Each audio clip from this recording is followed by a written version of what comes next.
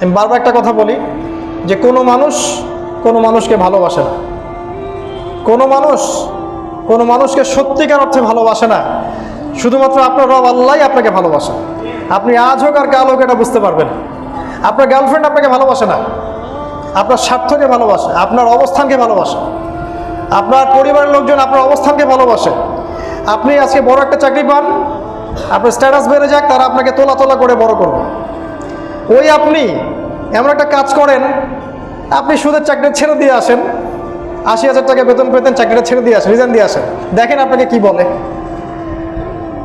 আপনি আল্লাহর জন্যে, ওরা বলছে আপনি দাড়ি রাখবেন না, আপনি আল্লাহর জন্য দাড়িটা রাখেন, হারাম রিজিকটা ছাড়েন, হারাম অ্যাফেয়ার্সটা ছেড়ে দেন। আপনার বড় ব্যবসা আছে কিন্তু হারাম, আপনি ছেড়ে দিয়ে পরিবারবর্গের কাছে আসেন, বলেন যে আমি আল্লাহর জন্য হারাম ব্যবসা ছেড়ে দিচ্ছি, দেখেন আপনাকে ভালোবাসে কিনা। মানুষকে ভালোবাসে না, অনলি আল্লাহ আমাদের রব আমাদেরকে ভালোবাসা। তো আল্লাহর জন্য সব ছাড়ার মানসিকতাটা থাকতে হবে। আল্লাহই আমার সব, আল্লাহই আমার রব, আল্লাহর জন্যই আমার জীবন, আল্লাহর জন্যই আমার মৃত্যু। কেউ আমার সাথে নাই, কেউ আমার সাথে যাবেও না। তাই দুনিয়ার এই সংক্ষিপ্ত সময়টা এই মানুষগুলোকে খুশি করার জন্য ব্যয় করবেন না।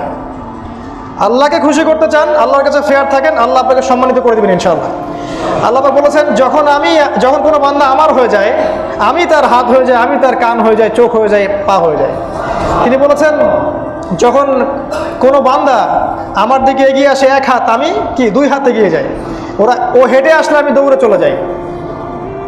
আল্লাহ আরও বলেছিলেন যে যখন আমি কোনো বান্দাকে ভালোবেসে ফেলি, তখন আসমানের ফেরেশতাদের সামনে আমি তার নাম ঘোষণা করি এবং জিবরাইলকে ডেকে বলি যে আমি ওই বান্দাকে ভালোবাসি, তুমিও তাকে ভালোবাসো।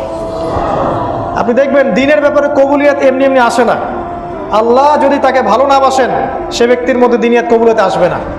তাই মানুষকে সন্তুষ্ট করার চেষ্টা করবেন না, আল্লাহকে সন্তুষ্ট করার চেষ্টা করেন। যে প্রফেশনে আছেন, আল্লাহর ওয়াস্তে আল্লাহকে সন্তুষ্ট করেন। আপনার বস, আপনার মনিব, আপনার অফিসার, আপনার অমুক তমুক, এরা যদি আল্লাহর এগেনস্টে থাকে, তাদেরকে সন্তুষ্ট করতে যায়েন না। তারা যদি আল্লাহর পক্ষে থাকে, তাহলে তাদেরকে সন্তুষ্ট করেন।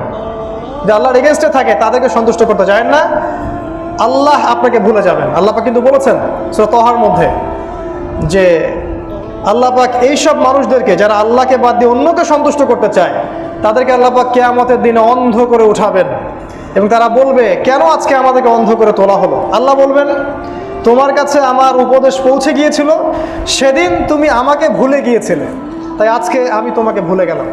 আমরা আল্লাহর কাছে দোয়া করছি, আল্লাহ পাক যেন আমাদেরকে ভুলে না যান, আল্লাহ পাক যেন আমাদের সাথে থাকেন।